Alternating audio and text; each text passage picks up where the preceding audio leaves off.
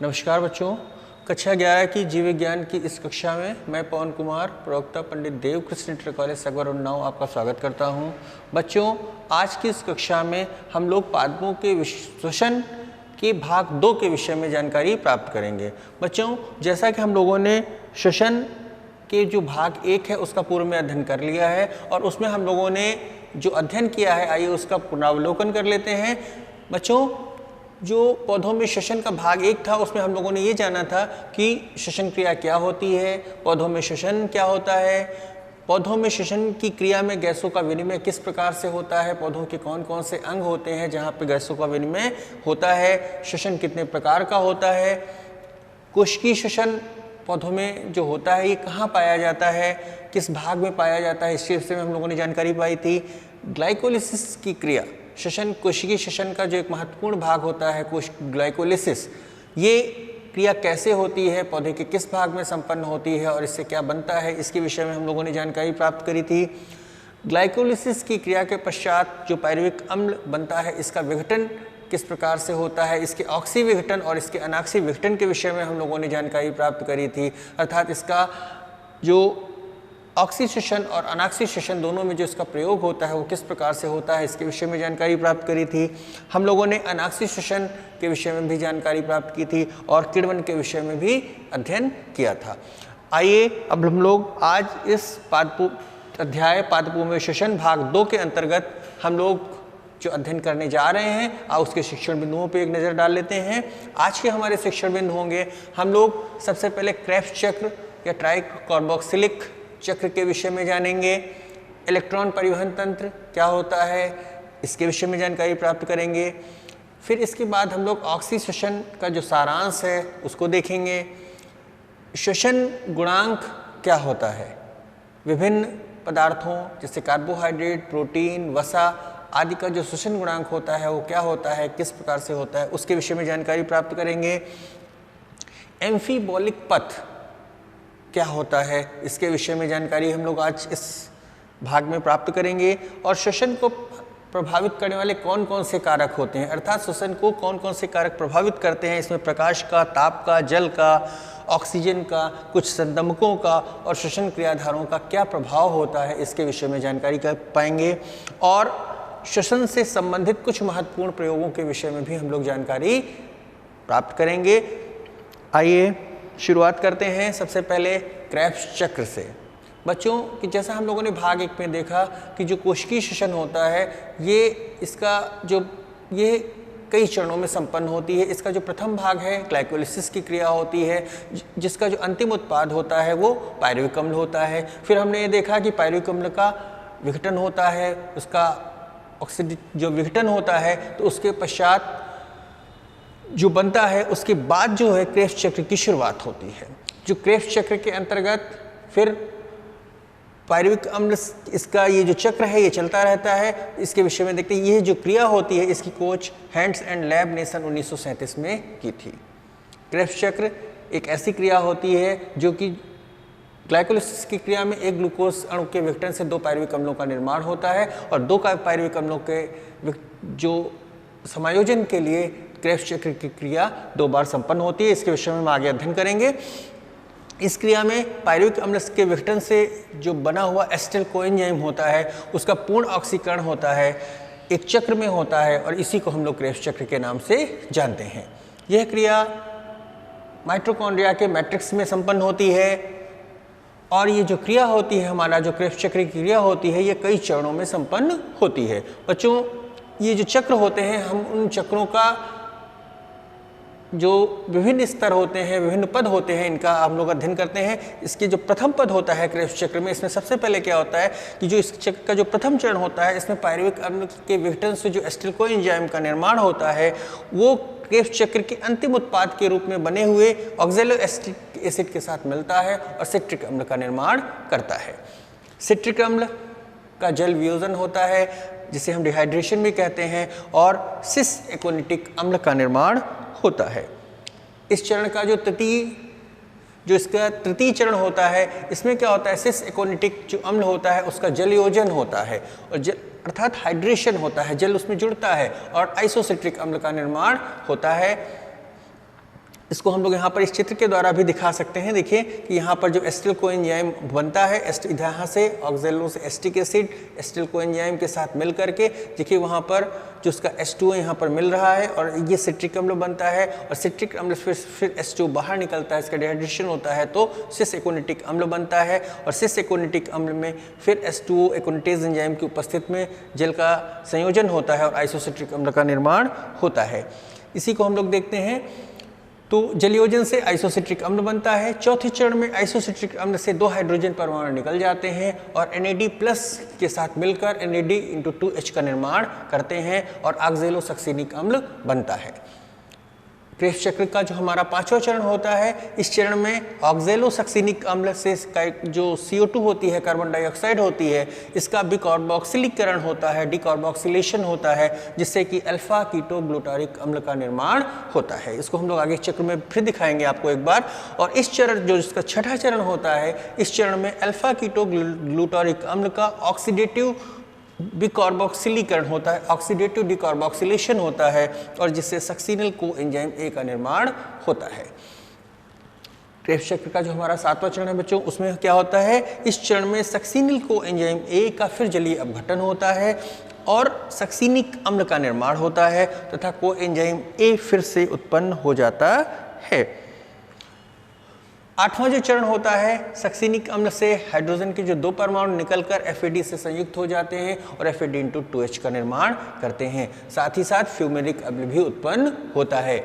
इस चक्र का जो 9वां चरण है, इसमें क्या होता है, फ्यूमेरिक अम्ल से जल का एक अणु संयुक्त होकर मैलिक अम्ल का निर्माण करता है। और जो इसका 10वां और अंतिम चरण होता है, उसमें क्या होता है, इस चक्र के अंतिम चरण में मैलिक अम्ल का हाइड्रोजन के साथ वियोजन होता है और NAD×2H का निर्माण हो जाता है और साथ ही साथ क्या होता है, ऑक्जेलोएसिटिक अम्ल बन जाता है जो अगले चक्र के लिए एसिटिल कोएंजाइम के साथ क्रिया करता है। बच्चों, इस चित्र में जो हम लोगों ने दिखाया हुआ है कि ग्लाइकोलिसिस की क्रिया के द्वारा जो पाइरूवेट मिलता है, उसका जब ऑक्सीडेटिव जो उसका ऑक्सीकरण होता है, उसका विघटन होता है, एसिटिल कोएंजाइम का निर्माण होता है और एसिटिल कोएंजाइम जो है फिर क्रेब्स चक्र में प्रवेश करता है जो सिट्रिक अम्ल, अल्फा कीटो ग्लूटारिक अम्ल, सक्सिनिक अम्ल, मैलिक अम्ल और अंत में पुनः ऑक्जेलोएसिटिक अम्ल का निर्माण करता है। और इस चक्र के जो विभिन्न चरण हैं, इनके बीच में NAD×2H, FAD/H2 या FAD×2H तथा ATP का निर्माण होता है। इसको हम लोगों ने एक दूसरे चक्र के द्वारा भी दिखाने का प्रयास किया है, जिसमें आप लोग देख रहे हैं कि एसिटिल कोएंजाइम सिंथेटेज एंजाइम की उपस्थिति में सिट्रिक अम्ल एकोनिटेज एंजाइम की उपस्थिति में सिस एकोनिटिक अम्ल और फिर ये एकोटिनेज एंजाइम की उपस्थिति में आइसोसिट्रिक अम्ल में परिवर्तित होता है, जो आइसोसिट्रिक डिहाइड्रोजिनेज एंजाइम की उपस्थिति में ऑक्जेलोसक्सिनिक अम्ल में परिवर्तित होता है। और इस जब आइसोसिट्रिक अम्ल से ऑक्जेलोसक्सिनिक अम्ल में परिवर्तित होता है तो यहाँ पर NAD×2H का निर्माण होता है और यहाँ से NAD×TH जो इलेक्ट्रॉन परिवहन तंत्र में प्रवेश करके 3 ATP का प्रोडक्शन करता है। ऑक्जेलोसक्सिनिक अम्ल का डिकार्बोक्सिलेज एंजाइम की उपस्थिति में डिकार्बोक्सिलेशन होता है और अल्फा कीटो ग्लूटारिक अम्ल बनता है। ये अल्फा कीटो ग्लूटारिक अम्ल अल्फा कीटो ग्लूटोनिक डिहाइड्रोजिनेज एंजाइम की उपस्थिति में सक्सिनिल कोएंजाइम A का निर्माण करता है और यहाँ पर भी NAD×2H का निर्माण होता है, जो कि जब इलेक्ट्रॉन परिवहन तंत्र में ये प्रवेश करता है और इससे भी 3 ATP का प्राप्ति होती है। Succinyl coenzyme A succinyl thiokinase enzyme की उपस्थिति में सक्सिनिक अम्ल में परिवर्तित होता है और यहाँ पर भी एक ATP अणु की प्राप्ति होती है। सक्सिनिक अम्ल पुनः जो है, ये जो सक्सिनिक अम्ल होता है, ये सक्सिनिक डिहाइड्रोजिनेज एंजाइम की उपस्थिति में फ्यूमेरिक अम्ल में परिवर्तित होता है और इस चरण में FAD×2H की प्राप्ति होती है, जो इलेक्ट्रॉन परिवहन तंत्र के द्वारा 2 ATP की प्राप्ति कराती है।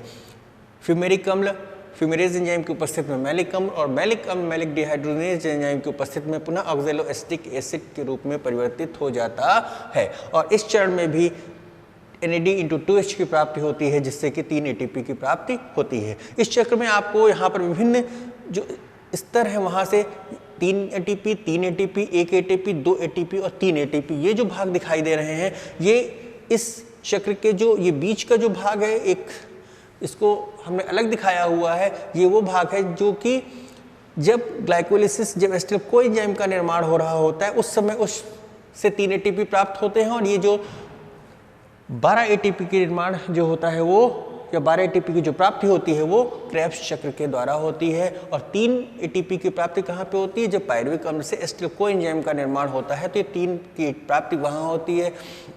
तो इस प्रकार से पायरुविक अम्ल के विघटन से 3 का जो 2 बार विघटन होता है, 2 पायरुविक अम्ल के अणु प्राप्त होते हैं, 2 बार विघटन होता है, इसलिए 6 अणु एटीपी वहाँ से प्राप्त होते हैं और 12 दूनी 24 अणु क्रेब्स चक्र के द्वारा प्राप्त होते हैं।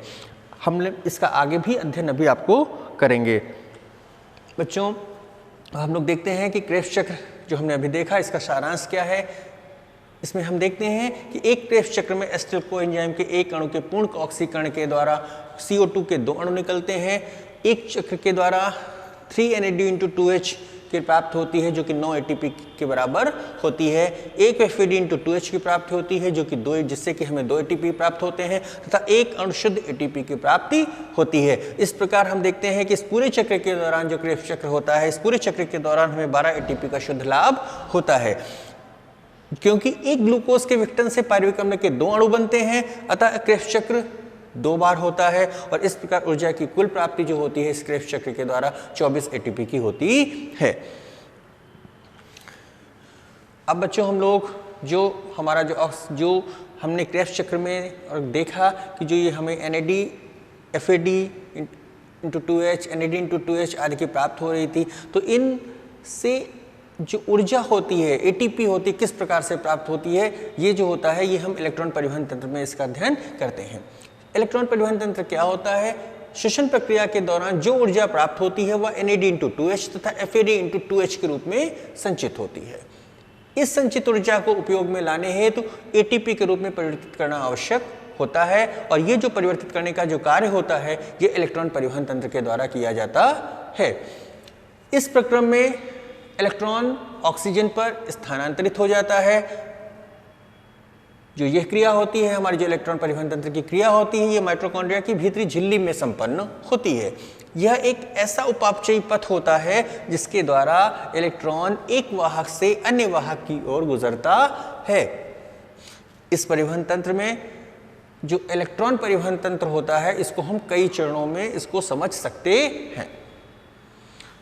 आइए देखते हैं। सबसे पहला चरण हमारा होता है जिसको हम लोगों ने 4 कॉम्प्लेक्स में, मुख्य रूप से 4 कॉम्प्लेक्स और 5वें कॉम्प्लेक्स का भी हम बात करेंगे। देखते हैं कैसे होता है कि नंबर 1 में जो हम देखते हैं कॉम्प्लेक्स 1, जिसे हम NAD/2H डिहाइड्रोजिनेस कॉम्प्लेक्स के नाम से भी जानते हैं। क्या होता है? इसमें NAD/2H से इलेक्ट्रॉन का इस कॉम्प्लेक्स में प्रवेश होता है और ये फिर जो इलेक्ट्रॉन होते हैं यूबिक्विनोन या कोएंजाइम पर पहुंचते हैं तथा 4 प्रोटॉन मैट्रिक्स से अंतरा झिल्ली स्थान में आ जाते हैं। बच्चों, जो हमारा ये नीचे एक चित्र दिखाया गया है जिसमें जो कॉम्प्लेक्स 1 होता है ये हमारा NADH2 से इलेक्ट्रॉन को ग्रहण करता है। जो हमारा कॉम्प्लेक्स 2 होता है जिसको हम लोग सक्सिनिक डिहाइड्रोजिनेस कॉम्प्लेक्स के नाम से भी जानते हैं, ये सम्मिश्र 2 जो है सक्सिनिक अम्ल से इलेक्ट्रॉन FAD/2H के माध्यम से जो इलेक्ट्रॉन ग्रहण करता है और इसे यूबिक्विनोन या कोएंजाइम पर पहुंचाने का कार्य करता है। जैसा कि इस चित्र में दिखा रहे हैं कि FADH2 से कॉम्प्लेक्स 2 में इलेक्ट्रॉन और फिर यूबिक्विनोन या कोएंजाइम में स्थानांतरित हो रहा है। इसके बाद जो हमारा जो कॉम्प्लेक्स 3 है जिसको हम लोग साइटोक्रोम कॉम्प्लेक्स के नाम से भी जानते हैं, यह यूबिक्विनोन इलेक्ट्रॉन्स को झिल्ली के अंदर ही जो होता है कॉम्प्लेक्स 3 पर ले जाता है और फिर जो इलेक्ट्रॉन्स को साइटोक्रोम के द्वारा कॉम्प्लेक्स 4 पर पहुंचा दिया जाता है। यहाँ पे आप इस चित्र में देख रहे हैं किस प्रकार से कॉम्प्लेक्स 3 से इलेक्ट्रॉन साइटोक्रोम C की ओर स्थानांतरित हो रहा है। इसके बाद जो हमारा है वो कॉम्प्लेक्स 4 आता है। कॉम्प्लेक्स 4 को हम लोग साइटोक्रोम ऑक्सीडेज के नाम से भी जानते हैं। कॉम्प्लेक्स 4 से जो इलेक्ट्रॉन होता है वो आणविक ऑक्सीजन पर जाते हैं जहां पर जल का निर्माण होता है। जैसा आप लोग उस चित्र में देख रहे हैं कि कॉम्प्लेक्स 4 से इलेक्ट्रॉन का स्थानांतरण हो रहा है और 2H+ हाफ O2 का निर्माण हो रहा है। बच्चों, वैसे तो हम लोगों ने 4 कॉम्प्लेक्स के बारे में ही जानते हैं। कॉम्प्लेक्स 4 पर एक हम लोग कॉम्प्लेक्स 5 ATP सिंथेटेज को कॉम्प्लेक्स 5 के नाम से भी इसका अध्ययन हम लोग करते हैं। एटीपी सिंथेटेज जो होता है 2 इकाइयों से बना होता है, CFO तथा F1 कण, जो कि एक वृंत के द्वारा जो होता है माइटोकॉन्ड्रिया की क्रिस्टी से जुड़े होते हैं। जैसा कि आप लोग जानते हैं कि जो माइटोकॉन्ड्रिया की जो अंतःवृत्ति होती है, अंतःवृत्त में कुछ सूक्ष्म उंगली जैसी जो रचनाएं बनती हैं जिनको क्रिस्टी कहते हैं, और क्रिस्टी के ऊपर कुछ सवृंत कण पाए जाते हैं जिनको ऑक्सीसोम्स कहते हैं। इस चित्र में भी वो दिखाया जा रहा है कि ये माइटोकॉन्ड्रिया की झिल्ली है जिसके ऊपर जो सवृंत कण है जिनको F1 कण तथा नीचे के भाग को CFO कहा जा रहा है। जो दूसरा चित्र यहाँ पर लगा हुआ है जिसमें एक नीली पट्टी जो माइटोकॉन्ड्रिया की अंतःवृत्त झिल्ली को प्रदर्शित करती है, तथा जो हरे रंग का जो एक गोल आकार का कण सा दिखाई दे रहा है वो हमारा F1 पार्टिकल्स या ऑक्सीसोम्स को प्रदर्शित करता है। इन जो ऑक्सीसोम्स के कण होते हैं इन पर ADP से ATP का निर्माण होता है। NAD/2H से ATP के 3 अणु बनते हैं तथा FAD/2H से ATP के 2 अणु बनते हैं। एटीपी निर्माण की यह क्रिया माइटोकॉन्ड्रिया के F1 कण या ऑक्सीसोम्स के अंदर संपन्न होती है। और जब 6 एटीपी के प्राप्त हो तथा जो हमारा फिर जो 2 बार क्रेब्स चक्र की क्रिया संपन्न होती है, एक चक्र में 12 एटीपी की प्राप्ति होती है, 2 चक्रों में 24 एटीपी की प्राप्त होती है। और इस प्रकार से ये देखिए लिखा हुआ है क्रेब्स चक्र 2 टर्न्स। तो इस प्रकार से इस पूरी क्रिया के द्वारा हमें 38 एटीपी ऊर्जा की प्राप्ति होती है। यही हमारे ऑक्सीडेशन का सारांश है।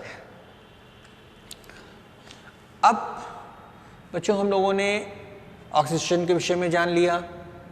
हमने जो भाग 1 था उसमें हम लोगों ने श्वसन के कई क्रियाधारों के बारे में भी जानकारी प्राप्त करी थी। उन क्रियाधारों में हमने जाना था कि श्वसन केवल ग्लूकोज के विघटन से ही नहीं होती, श्वसन की क्रिया केवल ग्लूकोज के विघटन से नहीं होती है, बल्कि अन्य कई कार्बोहाइड्रेट हैं जिनके विघटन से भी कोशिकीय श्वसन होता है, जिनका कोशिकीय जो श्वसन की क्रिया है उसमें उसका विघटन होता है। वसा का भी हो सकता है, प्रोटीन के विघटन से भी क्रिया इस क्रिया में प्रोटीन का भी विघटन होता है। तो अर्थात ये जो अन्य सबस्ट्रेट्स होते हैं उनके द्वारा भी ये क्रिया संपन्न होती है। तो जो हमारा श्वसन गुणांक होता है, तो आइए इसके बारे में देखते हैं कि विभिन्न इस प्रकार के जो पदार्थ होते हैं इनमें श्वसन गुणांक कैसे निर्धारित होता है। श्वसन क्रिया में जो निष्कासित हुई कार्बन डाइऑक्साइड गैस तथा अवशोषित जो ऑक्सीजन होती है उस गैस के जो आयतनों का जो अनुपात होता है उसे हम श्वसन गुणांक रेस्पिरेटरी कोएफिशिएंट RQ के नाम से जानते हैं। इसको हमने दिखाया है कि क्या है, RQ बराबर निष्कासित CO2 का आयतन अपॉन या बटे अवशोषित ऑक्सीजन का आयतन, अर्थात इनका जो अनुपात होता है दोनों का, अवशोषित निष्कासित CO2 तथा अवशोषित O2 का जो अनुपात होता है, इसी को हम लोग श्वसन गुणांक के नाम से जानते हैं। सबसे पहले हम लोग देखते हैं कि शर्करा का श्वसन गुणांक क्या होता है। यहाँ पर लिखा हुआ है कि शर्करा का श्वसन गुणांक 1 होता है। कैसे होता है बच्चों, देखिए एक रिएक्शन के द्वारा हमने इसको दिखाया है कि C6H12O6 6O2 इसमें प्रयुक्त हो रही है और 6CO2 ही बाहर निकल रही है। अर्थात क्या हुआ, जितनी CO2 प्रयुक्त हो रही, जितनी CO2 बाहर निकल रही है उतनी ही O2 प्रयुक्त हो रही है। इन दोनों का जो अनुपात कितना आता है, 1 आता है। इसीलिए जो शर्करा होता है इसका श्वसन गुणांक क्या होता है, 1 होता है। अब हम लोग आगे देखते हैं कि वसा का श्वसन गुणांक क्या होता है। जब हम वसा की रिएक्शन देखते हैं तो देखिए यहाँ पे स्टेरिक एसिड दिखाया गया है और स्टेरिक एसिड की क्रिया में क्या होता है, 26 O2 प्रयुक्त हो रहे हैं और इस क्रिया में 18 CO2 निकल रहे हैं। अर्थात क्या हुआ, जो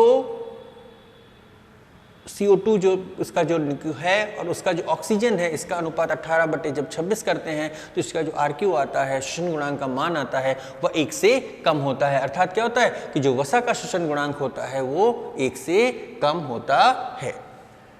तीसरे नंबर पे हम लोग देखते हैं कार्बनिक अम्लों का श्वसन गुणांक क्या होता है। कार्बनिक अम्लों के लिए हम लोग देखते हैं, यहाँ पे हमने दिखाया कि एक ऑक्सैलिक अम्ल है, इसमें ऑक्सीजन के साथ मिलकर इसमें 4 CO2 निकालता है और इसमें देखते हैं कि जो CO2 और ऑक्सीजन का अनुपात होता है वो 4/1 होता है। अर्थात इसमें श्वसन गुणांक का मान कितना आता है, 4 होता है, जो कि 1 से काफ़ी अधिक होता है। तो इससे हम बता सकते हैं कि जो कार्बनिक अम्ल होते हैं उनका श्वसन गुणांक क्या होता है, 1 से अधिक होता है।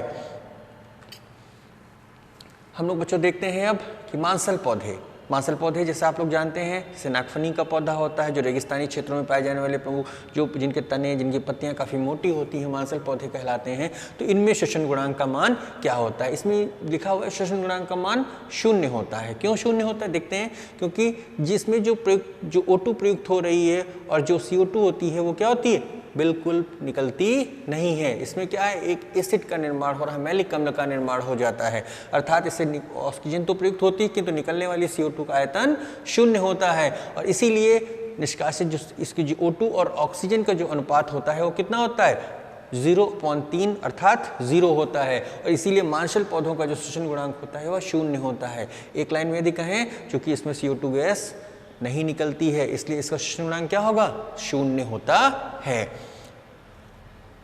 अनॉक्सी श्वसन की जो क्रियाएं होती हैं, जैसे जानते हैं अनॉक्सी श्वसन हमने पूर्व के भाग 1 में अध्ययन किया, विभिन्न सूक्ष्म जीवों में जो श्वसन होता है अनॉक्सी श्वसन होता है, अर्थात ऑक्सीजन की अनुपस्थित में होने वाली जो क्रिया होती है उसको हम अनॉक्सी श्वसन कहते हैं। और जब अनॉक्सी श्वसन की बात करते हैं तो उसमें श्वसन गुणांक का मान क्या होता है, तो जब उसमें देखते हैं तो उसमें जो निकलने वाली CO2 है वो तो होती है किंतु उसमें ऑक्सीजन प्रयुक्त नहीं होती। जैसा पता ही चल रहा है कि अनॉक्सी श्वसन जो ऑक्सीजन की अनुपस्थित में हो तो वहाँ पर जो ऑक्सीजन होती है शून्य होता है। और जब शून्य को किसी भी डिजिट में डिवाइड किया जाता है, विभाजित किया जाता है तो क्या होता है, उसका मान अनंत आता है। तो यहाँ पर 2 से जब 0 को विभाजित करेंगे तो मान क्या होगा, अनंत होगा। इसीलिए जो अनॉक्सी श्वसन में जब श्वसन गुणांक की बात की जाती है तो अनॉक्सी श्वसन में श्वसन गुणांक का मान हमेशा अनंत होता है।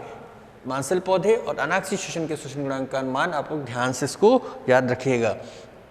आइए बच्चों, अब हम लोग अगले पद की ओर चलते हैं। इस अध्याय का जो हमारा अंतिम जो अगला चरण है, एम्फीबोलिक पथ। क्या होता है बच्चों, एक ऐसा पथ जिसमें उपचय और अपचय दोनों प्रकार की क्रियाएं पाई जाती हैं, एम्फीबोलिक पथ कहलाता है। श्वसन के लिए बड़े मतभेद रहे हैं कि श्वसन को उपचय कहें या अपचय कहें। कहीं कहीं पे श्वसन को एम्फीबोलिक पथ भी कहा जाता है। ऐसा क्यों कहा जाता है, श्वसन की क्रिया एम्फीबोलिक पथ है, क्यों है, आइए देखते हैं इसको। श्वसन की क्रिया के लिए ग्लूकोज एक सामान्य क्रियाधार होता है, जिसे हम लोगों ने पहले भी अध्ययन किया है। इसे कोशिकीय ईंधन भी कहते हैं। यह सीधे ही कोशिकीय श्वसन की विभिन्न क्रियाओं जैसे ग्लाइकोलिसिस और क्रेब्स चक्र में प्रवेश करता है। श्वसन क्रिया में ग्लूकोज के अलावा कुछ अन्य क्रियाधार जिनको सबस्ट्रेट कहते हैं, जैसे कार्बोहाइड्रेट्स, अन्य कार्बोहाइड्रेट जो ग्लूकोज के अलावा होते हैं, वसा है, प्रोटीन है, ये भी प्रयुक्त होते हैं। ये क्रियाधार श्वसन पथ में प्रयुक्त होने से पूर्व विघटित होकर ऐसे तत्व बनाते हैं जिनका श्वसन पथ में उपयोग किया जा सके। सीधे नहीं ये प्रयुक्त हो सकते हैं, इसलिए ये विघटित होते हैं और ऐसे तत्वों का निर्माण करते हैं जिनका उस श्वसन पथ में उपयोग किया जा सके। हम इसको आगे भी आपको बताते हैं। जैसे कार्बोहाइड्रेट है, श्वसन पथ में प्रवेश करने से पहले ग्लूकोज में परिवर्तित हो जाता है। जब वसा क्रियाधार का प्रयोग होता है तो वसा क्या होता है, ग्लिसरॉल और वसी अम्ल में विघटित होकर इस क्रिया में प्रवेश करता है। ग्लिसरॉल फॉस्फोग्लिसरॉल्डिहाइड पीएचएल में परिवर्तित होकर इस मार्ग में प्रवेश करता है और जो हमारा वसी अम्ल होता है वो एसिटिल कोएंजाइम के रूप में श्वसन पथ में प्रवेश करता है। इसको हम लोग यहाँ पर दिखा सकते हैं। जैसे यहाँ पर हमने 3 क्रियाधारों एम्फीबोलिक पथ का जो रेखा चित्र दिखाया है, जिसे प्रोटीन, कार्बोहाइड्रेट और वसा को दिखाया हुआ है। तो यहाँ दिखाते हैं जो कार्बोहाइड्रेट है वो अगर सरल शर्करा ग्लूकोज के रूप में परिवर्तित होकर श्वसन पथ में प्रवेश करता है। जब वसा की बात करते हैं तो वसा अम्ल और ग्लिसरॉल के रूप में होता है और जो ये ग्लिसरॉल होता है डाइहाइड्रोक्सी एसीटोन फॉस्फेट DHAP या फॉस्फोग्लिसरॉल्डिहाइड 3 फॉस्फेट फॉस्फोग्लिसरॉल इसके रूप में देखिए ये प्रयुक्त श्वसन पथ में यहाँ ऐसे आकर के और इस ग्लिसरॉल्डिहाइड के रूप में फिर पायरुवेट में परिवर्तित होकर श्वसन पथ में प्रवेश कर रहा है। इसी प्रकार से जो हमारा वसा अम्ल होता है ये देखिए ये एसिटिल कोएंजाइम के रूप में श्वसन पथ में प्रवेश करता है।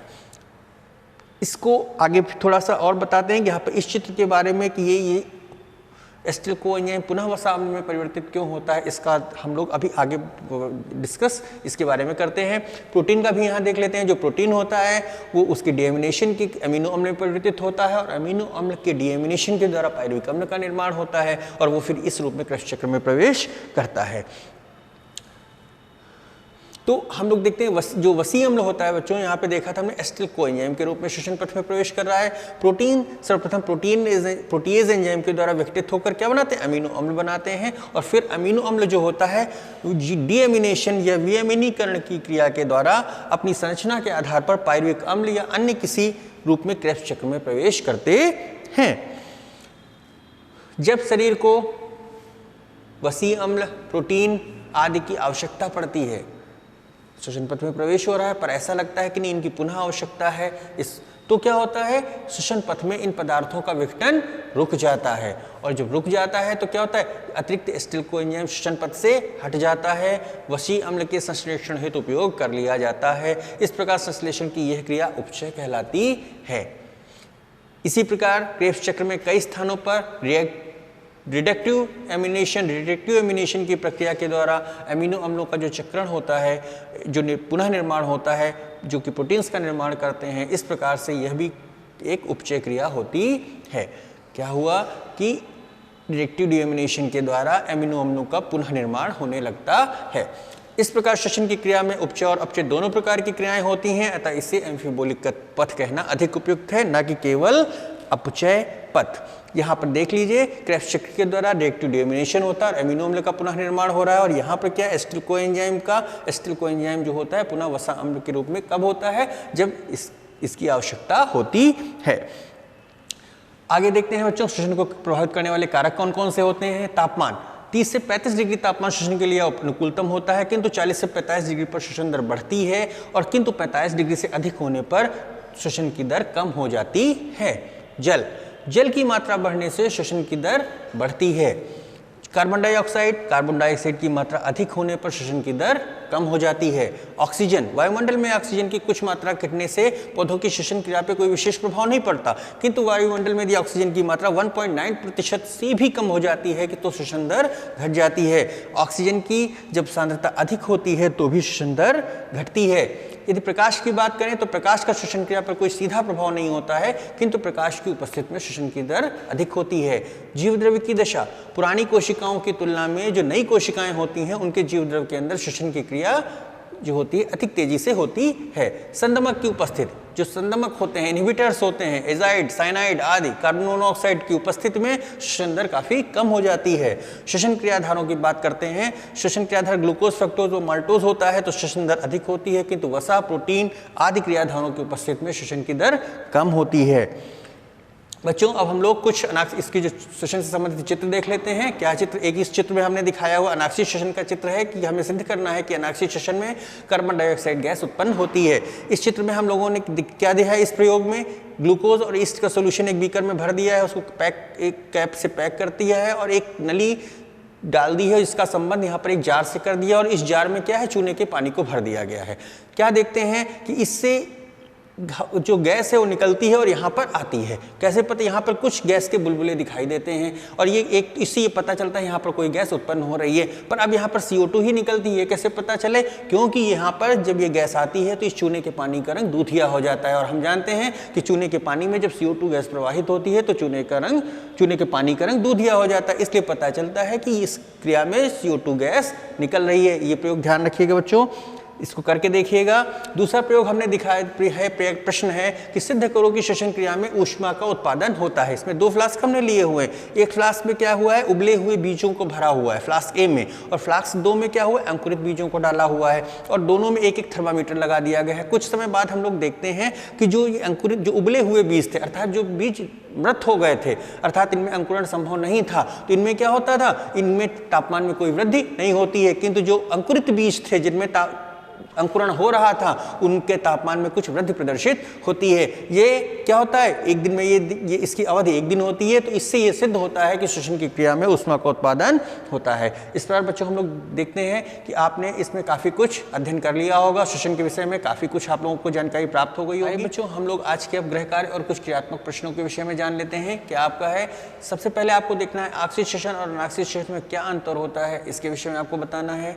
आक्सीय श्वसन की क्रिया कोशिका के किस भाग में होती है, इसको आपको बताना है। एटीपी को उपापचय जगत का सिक्का कहते हैं, क्यों। चौथा प्रश्न हमारा है, श्वसन गुणांक क्या होता है, मांसल पौधों का श्वसन गुणांक 0 क्यों होता है। पांचवा प्रश्न है, बीज भरे गोदाम को खोलने पर गर्मी निकलती है, क्यों। पौधे लगे गमले को रात में सोने वाले कमरे में नहीं रखना चाहिए, ऐसा क्यों किया जाता है, इसके विषय में आपको जानकारी देनी है। श्वसन क्रियाधार क्या होते हैं, हमारा 7वां प्रश्न है कि श्वसन क्रियाधार क्या होते हैं, प्रमुख जो क्रियाधार हैं इनके नाम आपको बताने हैं। और क्रेब्स चक्र के द्वारा कितने एटीपी अणुओं की शुद्ध प्राप्ति होती है, इसके विषय में भी आपको जानकारी देनी है। आशा है आज के इस अध्याय में आप लोगों ने श्वसन के विषय में काफ़ी कुछ अध्ययन किया होगा, आपको बहुत कुछ समझ में आया होगा। धन्यवाद।